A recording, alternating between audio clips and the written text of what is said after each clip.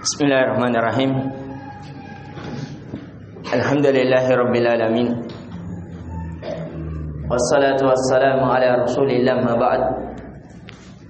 Assalamualaikum warahmatullahi wabarakatuh. Alhamdulillah, kita kembali memuji dan mengagungkan Allah Subhanahu wa taala yang telah menjadikan kita termasuk orang-orang yang senantiasa mengingat Allah, mengingat kehidupan akhirat, dan termasuk orang-orang yang mampu meninggalkan segala perbendaharaan dunia untuk menuju kepada perbendaharaan akhirat. Itu dibacakan oleh imam kita di rakaat kedua. Karena dengan kita memperbanyak zikir kepada Allah, itu yang akan menjadikan la'allakum tuflihun. Itu akan menjadi sebab kebahagiaan kita. Di situ memakai fi'il mudhari'. Ketika kita mempelajari bahasa Arab, dari makna fi'il mudhari' yufidul hal wal istimrar, memberikan kebahagiaan ketika kita berzikir dan ketika kita telah selesai dalam berzikir.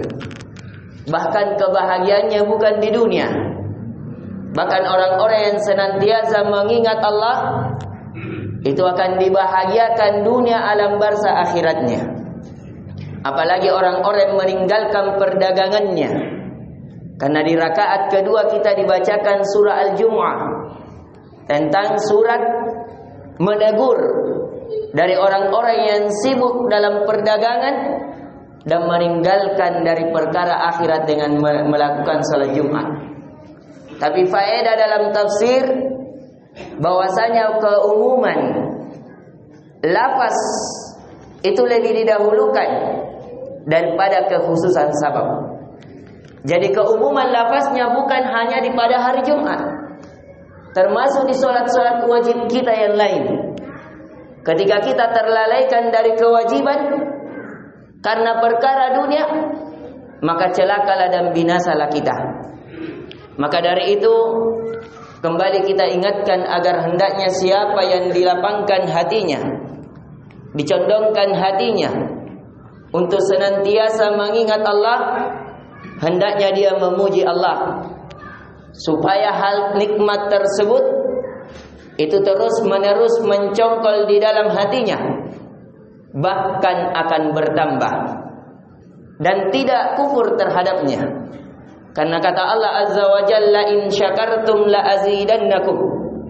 Ketika kalian bersyukur, sungguh dan sungguh pasti kami akan tambahkan dari nikmat tersebut. Siapa yang bersyukur terhadap nikmat mengingat Allah, Allah akan menjadikannya senantiasa mengingat Allah. Wala in kafartum inna adzabi lasyadid.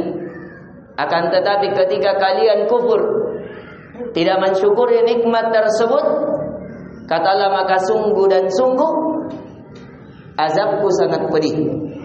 Dan di antara azab yang banyak orang tidak ketahui bahwa itu adalah azab, ketika dia melupakan Allah, ketika dia meninggalkan Allah, ketika dia terikat dengan perbendaharaan dunia yang melelahkan badannya, melelahkan jiwanya, melelahkan pikirannya, sehingga dia akhirnya terjadilah apa yang terjadi. Ya, tidak sedikit.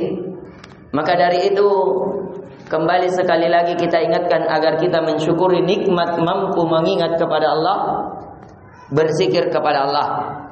Dan di pertemuan kali ini, sebagaimana di pertemuan kita sebelumnya, kita mengkaji dari buku Ad-Da' wad-Dawa, yaitu tentang penyakit dan obatnya, dari karya Ibnu Qayyim Al-Jauzi rahimallahu ta'ala. Dan di pertemuan sebelumnya kita telah diingatkan min adraril ma'asi, di antara mudarat-mudarat yang akan didapatkan oleh pelaku maksiat, di antaranya laknat Allah dan Rasulnya, diharamkannya doa para malaikat, bahwa maksiat akan menjadi sebab kerusakan di muka bumi.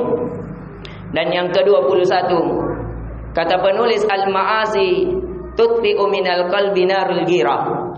Sesungguhnya maksiat, kata Ibnu Qayyim, itu akan meredupkan cahaya kecemburuan di dalam hati. Dan kata beliau, coba kita melihat bagaimana keumuman manusia ketika melakukan maksiat.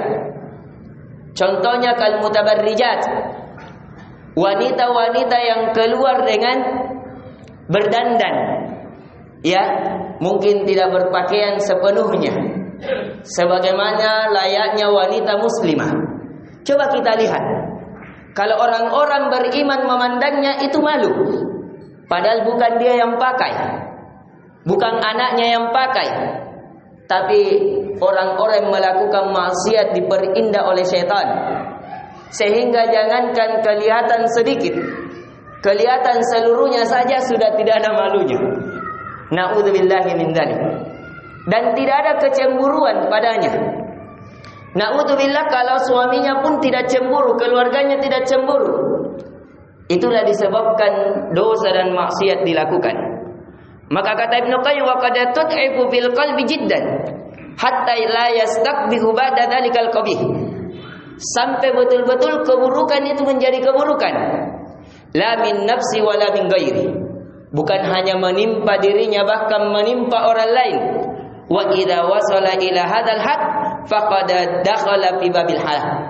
Dan kalau seseorang sudah masuk di sini melakukan maksiat tapi dia tidak ketahui bahwa itu maksiat, melakukan sesuatu hal yang memalukan tapi dia tidak sadar bahwa itu hal memalukan, sungguh dia telah masuk dalam kebinasaan yang dia tidak sadar bahwa hal itu membinasakannya. Dan yang ke-22 kata beliau, al-ma'asi tud'iful haya wa rubbama tadhabuhu. Dan kemaksiatan juga akan mengangkat rasa malu. Kalau tadi rasa cemburu, ini akan mengangkat rasa malu. Dan yang ke-23 kata penulis, al-ma'asi tud'ifu fil qalbi ta'zimur rabbi jalla jalaluhu. Dan maksiat juga akan melemahkan cahaya di dalam hati dari mengagungkan Allah Subhanahu wa taala. Maka kita melihat wanita-wanita berzina bagaimana rasa malunya telah hilang. Bahkan dia anggap sesuatu yang buruk itu menjadi kebaikan. Insyaallah. Dan yang terakhir kata penulis, al-ma'asi tastadi'u nisyanillahi li ibadihi.